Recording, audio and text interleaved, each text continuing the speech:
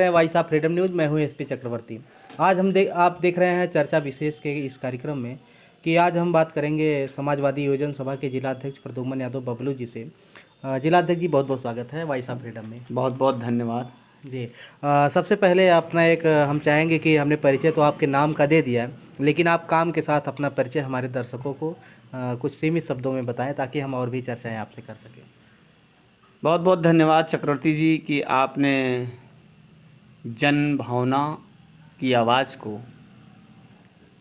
Cover करने के लिए हमें अपना अमूल्य समय दिया। चुनाव के दौरान आपने कई बार हमको याद किया, लेकिन ज़िले में काम करने के नाते और व्यस्तता होने के कारण मैं आपको समय नहीं दे पाया। इसके लिए क्षमा प्रार्थी हूँ। मैं प्रद्युम्न यादव, जिला पंचायत सदस्य पूर्व, रामनगर उत्तरी, और इस समय समाजवादी योजना सभा का मैं जिला अध्यक्ष हूँ। कहाँ से राजनीतिक करियर की शुरुआत आपने कहाँ से की? मैं 2002 में स्वर्गीय अमीनुद्दीन अंसारी की प्रेरणा से बूथ अध्यक्ष हुआ, ग्राम बारिडिया सिकंदरपुर का। जी। तो फिर इसके बाद आपने कहाँ से कहाँ तक शुरुआत की? आज समाजवादी पार्टी में कौन सा मुकाम आपने हासिल किया? मैं यहाँ तक अगर पहुँचा हूँ तो समझ लीजिए रैंक के पहुँचा हूँ। 2005 में फिर मैं सेक्टर अध्यक्ष बना, काम अच्छा हुआ। 2005 के बाद फिर मैं पहला चुनाव लड़ा 2010 में जिला पंचायत का, और बहुत बुरी तरह से मुझे पराजय का सामना करना पड़ा। और इसके बाद मैं जिला पंचायत सदस्य का चुनाव फिर लड़ा 5 साल बाद। बीच में सहकारिता का भी कार्यकाल मेरा रहा, 14 साल सहकारी समिति का, तो उससे इस्तीफा दे करके फिर जो 15 में मैं लड़ा तो जनता के स्नेह प्रेम, और मेरे पास तो खुद की मोटरसाइकिल नहीं थी, लेकिन जनता के स्नेह प्रेम से मैं पूर्व विधायक घामूराम भास्कर जी की पुत्र वधू प्रीति भास्कर जी को हरा करके सदन में पहुंचा। और माननीय श्री अखिलेश यादव जी की कृपा से मैं मेरे आंदोलन को देखते हुए 2010 में जब मैं बसपा हटाओ प्रदेश बचाओ आंदोलन में मैं जेल भी गया, और इसके बाद माननीय राष्ट्रीय अध्यक्ष जी के स्नेह प्रेम से मैं 2020 में समाजवादी योजना सभा का जिला अध्यक्ष बना, और आज मैं जनपद अंबेडकर नगर में यूथ को संचालित करने का काम कर रहा हूँ। तो आखिर क्या वजह थी, रीज़न क्या था कि आप समाजवादी पार्टी में ही आए, और राजनीति की शुरुआत क्यों की है? आप और भी कोई पेशा कोई काम कर सकते थे। इस नौजवानी की उम्र में राजनीति में कदम रखना, और वो भी समाजवादी पार्टी में ही क्यों? तो और भी तो पार्टियों में जा सकते। देखिए डॉक्टर साहब, मुझे किसी वैद्य ने नहीं बताया था, या किसी हकीम ने नहीं बताया था, या जोशी ने कि तुम राजनीति ही करो।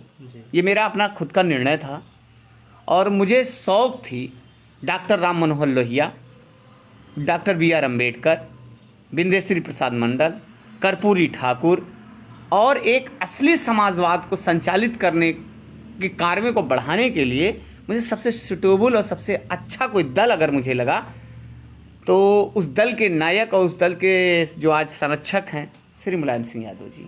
अच्छा, इसी वजह से। तो ऐसी कौन कौन सी बातें रही जिसकी वजह से आप राजनीति की दुनिया में रहे? ऐसा कोई मुद्दा रहा होगा, कोई एक ऐसी कहानी रही होगी, या विचार कोई ऐसा मन में कौधा होगा कि आज आप एक नेतागिरी में यानी कि पॉलिटिक्स में, राजनीति की जगत में आप उतरे थे? देखिए, मेरे गांव में एक बार बहुत पहले विवाद हो गया था होलिका दहन को लेकर। होली का समय भी आज इस समय है, तो जैसे पुआल उवाल खेत में से लाना, मड़ई उठा लाना, ये उस समय के कल्चर थे। तो उस समय 2 संप्रदायों के बीच बहुत बुरी तरह मार हुई। तो जब मार हुई तो उस मार में एक मैंने देखा कि एसपी, दरोगा और जो भी प्रशासन के लोग हैं सत्ताधारी नेताओं के ही द्वारा दबाव में बात को सुनते हैं, और हम लोग काफ़ी मार खाए उसमें। हमारे गांव के लोगों को काफ़ी चोटें भी आईं। तो उस समय मैंने MLC थे ये विशाल वर्मा जी, तो मैंने उनको फ़ोन लगाया। तब तो नंबर तब कम रहते थे, लैंडलाइन वाले नंबर से फ़ोन लगाया और उनका फ़ोन उठा। तो मैंने MLC साहब से कहा कि सर मेरे गांव में मार हो गई है, और हम लोग समाजवादी को वोट करते हैं, और ठाकुरों से मार हुई है साहब जी। मेरी जाति बचपना था, और ठाकुरों से ही मार भी हुई थी। और उस समय अष्टभुजा सिंह एसपी थे और उन एडिशनल सीओ थे, उनका काफ़ी प्रकोप रहा करता था। तो किसी तरह बचाव हुआ, सुलह हुई और हम आए तो हमने तय किया कि अब मैं व्यवस्था परिवर्तन की लड़ाई लड़ूंगा। अब मैं व्यवस्था परिवर्तन की लड़ाई लड़ूंगा। मैंने अपने पिताजी से कहा कि ये बताइए बाबूजी कि मैं नेता बनना चाहता हूँ, मैं नेता बनना चाहता हूँ। तो मेरे पापा ने कहा कि नेता बनने के लिए बहुत संघर्ष करना पड़ेगा, बहुत स्ट्रगल करना पड़ेगा, सुरक्षित विधानसभा, यहाँ विधायक सांसद नहीं हो पाओगे। तो मैंने कहा अगर हमारे मन की सरकार आ जाएगी, हमारी सोच, हमारी विचारधारा की सरकार आ जाएगी तो हम अपने लोगों का काम आसानी से करा ले जाएंगे। जी। तो व्यवस्था परिवर्तन और सत्ता परिवर्तन में क्या अंतर समझते हैं? देखिए, व्यवस्था परिवर्तन हर समाज का छोटा बड़ा व्यक्ति शिक्षित हो, रोजी रोटी से जुड़े, ये व्यवस्था परिवर्तन है। जब हमारे समाज का मेड़ और पगडंडियों पे काम करने वाला व्यक्ति सदन में बैठेगा जाकर, तो स्वाभाविक है व्यवस्था परिवर्तन होना सुनिश्चित है। जी। तो यानी व्यवस्था परिवर्तन को आप सत्ता परिवर्तन से जोड़ते हैं कि ये सत्ता परिवर्तित होगी तभी व्यवस्था परिवर्तित हो सकती है। तो ऐसे कौन कौन सी विचारधाराएं हैं, जैसे मौके पर भारतीय जनता पार्टी को अगर ले लिया जाए, देश की सबसे बड़ी पार्टी मानी जा रही है भारतीय जनता पार्टी का जो मैनिफेस्टो है वो हिंदुत्व है, जो भारतीय जनता पार्टी का मुद्दा है वो हिंदुत्व है, मंदिर है। तो आखिर कौन सा मुद्दा आपके दिल दिमाग में आया कि इस मुद्दे को लेकर के हम राजनीतिक जगत में हम सक्रियता निभाएंगे? देखिए डॉक्टर साहब, मैं बता दूं आपको, कोई देश और कोई व्यक्ति का अगर संपूर्ण विकास होना है तो वो शिक्षा है। सिर्फ मंदिर मस्जिद से व्यवस्था नहीं चल सकती, मंदिर मस्जिद से देश नहीं चल सकता। देश चलेगा संविधान से, देश चलेगा अच्छे विश्वविद्यालयों से, देश चलेगा अच्छे अस्पतालों से। देश कभी धर्म और गाय गोरू पे नहीं चल सकता। अगर आपको किसी अच्छे देश का निर्माण करना है तो उस देश की अर्थव्यवस्था को सुधारना पड़ेगा। और ये जो भारतीय जनता पार्टी संघी की सरकार है, ये हिंदू मुस्लिम, गाय गोबर, राम श्री राम के तर्ज पे राजनीति करना चाहती है। और एक चीज बता दूं कि कोई भी समाज धर्म के अफीम से अगर ग्रसित हो जाएगा तो व्यवस्था परिवर्तन नहीं हो सकता। जी। तो अगला सवाल आपसे यही है कि जब समाजवादी पार्टी की सरकार बनती, थोड़ा सा टॉपिक चेंज करके बात करेंगे तो अच्छा रहेगा, जो कि तमाम ऐसे सवाल हैं, मैं सोच रहा हूँ कि अलग अलग विषयों पे चर्चा हो जाए। समाजवादी पार्टी की जब सरकार बनती है तो ऐसा आरोप लगता है कि आप जैसे समाजवादी पार्टी के लोग, जो नौजवान हैं, यही गुंडागर्दी पे उतर आते हैं और इसी वजह से आरोप है कि समाजवादी पार्टी को लोगों ने वोट नहीं किया। तो आखिर क्या वजह थी कि ये आरोप लगे और इन आरोपों पर क्या सफाई देना चाहेंगे? वक्त नूर को बेनूर बना देता है, हर जख्म घाव को नासूर बना देता है। कौन चाहता है जानबूझकर गुनाह करना, वक्त ही इंसान को मजबूर बना देता है। मुझे बड़ा दुख होता है कि हमें गुंडा बना दिया गया। हाथरस में बेटी के बलात्कार करने के बाद उसके परिजनों को लाश नहीं दी गई और रात के 12 बजे उसके लाश को जला दिया गया। वो कौन सी गुंडई थी? लखीमपुर खीरी में निर्मम मंत्री के बेटे आशीष पांडे ने गाड़ी चढ़ा के रौंद दी, वो कौन सी गुंडई थी? आज जब चरवाहे का बेटा सदन में पहुंच गया तो तुमको गुंडई दिखाई देने लगी। कौन सी गुंडे? मैं कितना बड़ा गुंडा हूं आप बता दीजिए, मेरा कहीं बता दीजिए आप कि मैंने किसी समाज के कहार, कुम्हार, लोहार, बढ़ई, विश्वकर्मा, माझी, मल्लाह, बेलदार, पनवासी, बनवाड़ी के बेटे को मैंने प्रताड़ित किया हो? हमने प्रोत्साहन दिया, हमने उसे बताया कि ये देश डॉक्टर BR अम्बेडकर की विचारधारा से चलेगा, ये देश डॉक्टर राम मनोहर लोहिया की विचारधारा से चलेगा। हमने उस नाउ समाज के बेटे को बताया कि मान्यवर कर्पूरी ठाकुर की विचारधारा से चलेगा, जो बिहार का मुख्यमंत्री हुआ। आप हमें गुंडा कहाँ से कह रहे हो? तो आखिर लगता क्यों है, लोग क्यों कहते हैं, आखिर क्या वजह है? जब बताइए, जब तो कारण होगा। इस देश का प्रधानमंत्री जब कमेरा समाज के संचालन करने वाले साइकिल को ये कह सकते हैं कि गुजरात में जो बम रखा गया था वो इसी साइकिल से इस्तेमाल हुआ था, तब तो इस देश का बेड़ा पार ही हो सकता है। आपने सवाल वहां नहीं पूछा कि जब हमारे समाज की यूथ से कहा गया कि बेटा पकौड़ा तौलो, ये भी एक रोजगार है, गोबर से गैस बना रहे थे लोग, तो अब क्या हो सकता है आप जान ही सकते हैं। और इस उत्तर प्रदेश में अगर सबसे ज़्यादा शिक्षा की बात किसी ने कही, रोजगार की अगर किसी ने बात की और व्यवस्था परिवर्तन की अगर किसी ने बात की, तो एक ही वो दल है जिस दल का नाम है समाजवादी पार्टी। तो ऐसे कौन कौन से कार्य रहे हैं? क्योंकि भारतीय जनता पार्टी ने उत्तर प्रदेश में बहुत बड़ा काम किया, मंदिर बनवाया अयोध्या में, काशी को इतना भव्य बना दिया।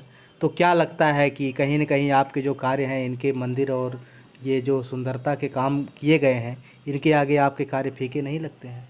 15 अगस्त 1947 के बाद इस देश में अगर शिक्षा स्वास्थ्य पे अगर ध्यान किसी ने दिया, तो मैंने एक बार कह दिया, वो एक ही दल है जिस दल का नाम है मुलायम सिंह यादव जी।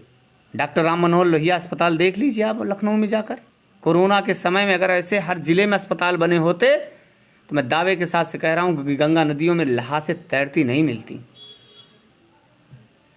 धर्म और आस्था से ये देश नहीं चलेगा, ये देश कांवरिया उठाने से नहीं चलेगा। मैं दावे के साथ कह सकता हूं, चाहे आरएसएस के लोग, चाहे संघी के लोग मुझे गाली ही क्यों ना दे, ये देश चलेगा जब तक हमारे समाज के बेटों के हाथ में कलम नहीं होगी। और जो असली राष्ट्रवाद की बात करते हैं डॉक्टर साहब, उस राष्ट्रवाद की परिभाषा को परिभाषित मेरे नेता श्री मुलायम सिंह यादव ने रक्षा मंत्री होते हुए कर दी थी। आपको पता है, जब हमारे नेता मुलायम सिंह यादव जी अपने क्षेत्र में जाते हैं और एक शहीद के पैतृक आवास में जाते हैं, जब उन्हें पता चलता है कि मेरे क्षेत्र में एक शहीद की सीमा की लड़ाई में हत्या हो गई, शहीद हो गया, तो जब उसके घर जाते हैं, ताबूत खुलवाते हैं, तो उसमें वर्दी जूता मिलता है। तो पूछते हैं रक्षा मंत्रालय के प्रमुख सचिव से कि ये बताओ कि लहास क्यों नहीं आई, उस शहीद का, उस किसान के बेटे का शव क्यों नहीं आया? तो उन्होंने कहा कि साहब लहास नहीं आती, केवल वर्दी और टोपी और जूता आता है। मेरे नेता मुलायम सिंह यादव ने रक्षा मंत्रालय की सीढ़ियां चढ़ते हुए आदेश किया कि अब लहास पैतृक शरीर उसका पूरा आएगा अगर सीमा में शहीद होगा सिपाही किसान का बेटा, और क्षेत्रीय एसडीएम, क्षेत्रीय तहसीलदार उसे सलूट मारने का काम करेगा। हमने इन बिंदुओं पे काम किया जी। तो एक चूँकि फिर टॉपिक हम चेंज कर रहे हैं, आपने एक फिल्म मौके पर ट्रेंड में आई है कि वो कश्मीर वाली, कश्मीर द फाइल, हाँ। आपने देखा? हाँ, मैंने बहुत बढ़िया से देखा। तो मैंने देखा कि दो संप्रदाय को, उसमें एक संप्रदाय को मतलब क्रोध, ईर्षा, जलन, देश, बंटवारा, मतलब जैसे कि जिहादी बनाया गया है। अच्छा, तुमने उस पर तो फिल्म दिखा दी, उस पर कब फिल्म दिखाओगे जिस पर पुष्कर में दलित समाज का बेटा रामनाथ कोविंद जी, जो हमारे राष्ट्रपति हैं, और जाते हैं और उन्हें मंदिर से धक्का मार के भगाया जाता है कि तुम इसमें नहीं आ सकते। उस पर कब फिल्म बनेगी जब हमारे समाज के लोगों को शिक्षा दीक्षा का अधिकार नहीं था, और कमर में मटकी, कमर में झाड़ू, मतलब कमर में मटकी, गले में मटकी और कमर में झाड़ू बांधी गई थी। उस पर कब फिल्म बनेगी? और उस पर कब फिल्म बनेगी जब नदी के किनारे पानी पीने का अधिकार नहीं था? मैं कहता हूं कि इस देश में आर्टिकल 15 की बात क्यों नहीं हुई? द शूद्र लीजन की बात क्यों नहीं? जय भीम की बात, शूद्रा की बात क्यों नहीं हुई? तो बात आपने वो एक डायरेक्टर हैं विवेक जी, विवेक नाम है ना जी, विवेक अग्निहोत्री जी, उन्होंने काफ़ी मसाला मिर्च लगा करके बता दिया कि बहुत शोषण हुआ। उस समय की सरकार ने नहीं सुना। तो उस समय विश्वनाथ प्रताप जी की सरकार थी भारत में, और विश्वनाथ प्रताप जी के सहयोगी दल भारतीय जनता पार्टी के लोग थे। तो वो लोग क्या कर रहे थे? वो लोग भी तो मंत्रिमंडल के हिस्से थे। किसी समाज को गुमराह करके आप देश को अगर बांटने का काम करोगे तो इससे देश नहीं चलेगा। 3 घंटे की फिल्म आपने दिखाकर भ्रमित कर दिया लोगों को। मैं दावे के साथ से कह सकता हूं कि ताकि नौजवान रोजगार ना मांगे, अच्छी शिक्षा ना मांगे,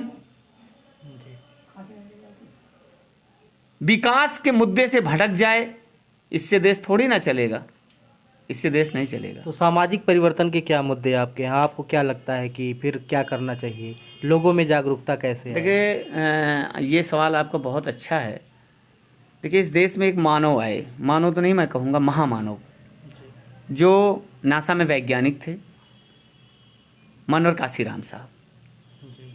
उन्होंने एक नारा दिया, 21वीं सदी जो होगी वो बहुजनों की होगी और स्वर्ण मच्छरों से लिखा जाएगा। उन्होंने नारा दिया, वोट से लेंगे सीएम पीएम, आरक्षण से एसपी डीएम। और उनके इस नारे की गूंज खेत खलिहानों तक पहुंची। और ये सही है कि मैंने अपने जानकारी में ही, मेरा जो जब तक के राजनीति में सोचने का नज़रिया है, कि उनके इस प्रयास से काफ़ी सफलता मिली। चाहे वो आजमगढ़ के अंगद यादव जी हों, चाहे करेली प्रसाद यादव जी हों, चाहे पूर्व विधायक स्वर्गीय घामूराम भास्कर जी हों, चाहे हमारे पार्टी में इस समय विधायक हैं श्री त्रिभुवन दत्त जी हों, चाहे श्री राम अचल राजभर जी हों, ये जो चेहरे हैं, भगेलू राम जी हैं, ये जो चेहरे हैं, मैं इनको बाखूबी देख रहा हूँ कि उन्हीं की लगाई हुई पौधशाला है जो लोकतंत्र में एक मजबूत स्तंभ के रूप में काम कर रहे हैं। तो हमको गांव खेत खलिहानों में कैडर देने की ज़रूरत है। 18 साल से 35 साल के नौजवानों को हमको उनके महापुरुषों के बारे में बताने की ज़रूरत है। तो ऐसे कौन कौन से महापुरुषों की विचारधाराएं प्रद्युम्न यादव बबलू जी को अच्छी लगती है, और आपको क्या लगता है कि ये कौन कौन से महापुरुषों की वो कौन कौन सी विचारधारा है जो समाज में कैडर के माध्यम से लोगों तक पहुंचाई जाए? आप अपने गांव में किसी दिन पूछिएगा, नाऊ समाज के किसी बेटे से वो कर्पूरी ठाकुर का इतिहास जानता है? आप किसी दिन अपने गांव में पूछिएगा, माली समाज के उस बेटे ज्योतिराव फूले, सावित्रीबाई फूले का इतिहास जानते हैं? आप अपने समाज में उस जगदेव प्रसाद कुशवाहा जी का इतिहास जानते हैं? मौर्य समाज के बेटे से पूछिएगा। कोलंबिया यूनिवर्सिटी से पढ़ के आए डॉक्टर BR अम्बेडकर की विचारधारा को मनोहर काशीराम साहब ने चलाया। उनकी विचारधारा गांव गांव खेत खलिहानों तक पहुंचने का काम किया और पहुंच गए। छत्रपति साहू जी महाराज पे, ललई यादव पर, और आपके ही जनपद अम्बेडकर नगर में अरई एक गांव है, राजबेली यादव की विचारधारा के बारे में बताने की ज़रूरत है। जब तक हम किसी माइनॉरिटी, किसी कौम को, अब जैसे अल्पसंख्यक की बात होती है, मुसलमान भाइयों की, कितने मुसलमान बेटियों को मैं आपके चैनल के माध्यम से जो सुन रहे हो, जो देख रहे हैं, मैं बता दूं, कितने लोग फातिमा शेख के बारे में जानते हैं, सुरैया तैयब के बारे में जानते हैं, APJ अब्दुल कलाम के बारे में जानते हैं, अशफाक उल्लाह खां के बारे में जानते हैं। तो वो जो टैंकर उड़ाए थे हमारे क्या नाम, वीर अब्दुल हमीद साहब दर्जी का बेटा था, मतलब ऐसी विचारधाराओं को बताने की ज़रूरत है। और हमारे जो अग्रदूत हैं, नौजवानों के प्रेरणा स्रोत रहे, वीर अब्दुल हमीद जी से लेकर के अशफाक उल्लाह खां से लेकर शहीद आज़म भगत सिंह से लेकर चंद्रशेखर आज़ाद जी से लेकर, इन लोगों के इतिहास को बताने की ज़रूरत है। और दलितों में भी बहुत क्रांतिकारी लोग आए, चाहे वो धाय पन्ना का इतिहास ले लीजिए आप। राजघराने की बेटी के सम्मान को बचाने के लिए एक दासी की बेटी ने क्या प्रत्याग किया, किसको नहीं पता। झलकारी बाई की बात कर लीजिए आप, वीरांगना फूलन देवी जी की बात कर लीजिए। सबसे ज़्यादा अगर किसी ने बैकवर्डों और एससीओं को उठाने का काम किया तो समाजवादी पार्टी के लोगों ने किया। तो गुंडी और गुंडे का दर्जा दिया गया था। जो लोगों ने फूलन देवी की हत्या की, उनके साथ आज उनका संरक्षक बन करके प्रवीण निषाद खड़ा है। क्यों नहीं संसद में पहुंचने के बाद भारतीय जनता पार्टी के सहयोगी दल से उसने मांग की कि फूलन देवी जी की हत्या कैसे हुई थी? हमारे नेता ने तो उनको वीरांगना फूलन देवी का खिताब दे दिया। चाटुकारिता करते हैं लोग, निजी संबंधों में और अपने निजी स्वार्थ के लिए, अपने पद प्रतिष्ठा के लिए अपने समाज को बेचने का काम करते हैं। तो समाज को बेचने वाले लोगों के कलई खुलने वाली है। जिलाध्यक्ष जी, मुझे लगता है आप भावुक हो रहे हैं। मेरा एक और सवाल है, टॉपिक बदल करके सवाल है, क्योंकि मैं देखता हूं कि जब आप भावुक होने लगते हैं, तेज़ बोलने लगते हैं, तो मैं टॉपिक बदल देता हूं। सवाल ये है कि अभी आपने मान्यवर कांसीराम साहब का जिक्र किया, और समाजवादी पार्टी में भी अब की बार कई जगहों पर हमने देखा कि उनकी जन्म जयंती बड़े हर्षोल्लास के साथ मनाई गई। मान्यवर कांसीराम साहब ने एक नारा दिया था कि जिसकी जितनी संख्या भारी उसकी उतनी हिस्सेदारी। समाजवादी पार्टी इसको कितना मानती है? क्योंकि ये समाजवादी पार्टी के ऊपर ये भी आरोप लगता है कि जब सपा की सरकार थी तो यादव बिरादरी को ही ज़्यादा प्राथमिकता दी जाती थी। कहाँ तक सही है? बहुत अच्छा प्रश्न पूछा आपने। मानवर कांसीराम साहब ने एक नारा और दिया था, मालूम है क्या? वोट हमारा, राज तुम्हारा, नहीं चलेगा नहीं चलेगा। समाजवादी पार्टी की सूबे में सरकार थी, और मैं आपको लखनऊ से ले चलूँगा, ज़्यादा लंबा मैं नहीं बताऊँगा, लखनऊ से ले चलूँगा।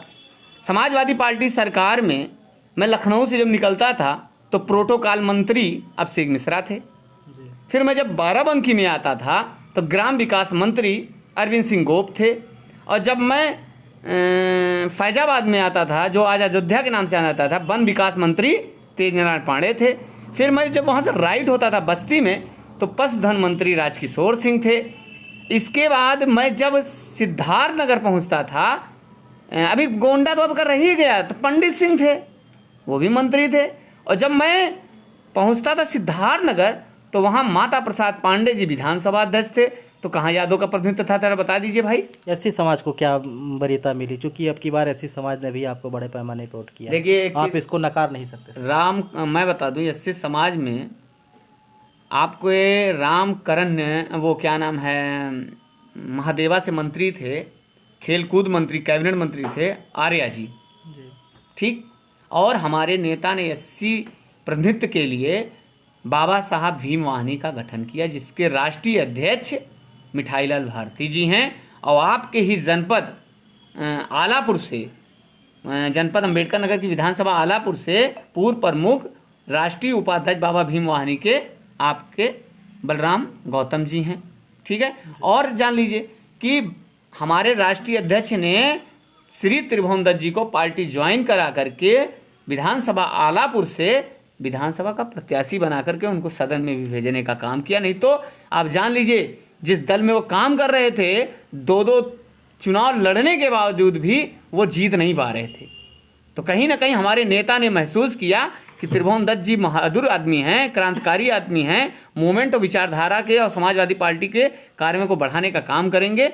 इनको सम्मान बढ़ा करके हम कहीं ना कहीं दलितों का विश्वास जीत लेंगे। एक आखिरी सवाल है, आपकी बार आप लोग चुनाव हार गए, चुनाव पर आपने क्या मंत्रणा की? पहला मुद्दा तो यही होगा। दूसरी बात, आगे आने वाले समय में आप अपनी पार्टी को फिर से सत्ता में पुनर्स्थापित करने के लिए या 2024 की लड़ाई को लड़ने के लिए प्रद्युम्न यादव बबलू जी, जो कि समाजवादी योजना सभा के जिला अध्यक्ष हैं, उनकी क्या रणनीति होगी? क्या काम करेंगे? ऐसा कौन सा मुद्दा लाएंगे कि अब की बार समाजवादी पार्टी को फिर से आगे बढ़ाएंगे? देखिए, जो करना है हमारे नेता को करना है। मैं मिशन और मसीहा के लिए काम करता हूँ।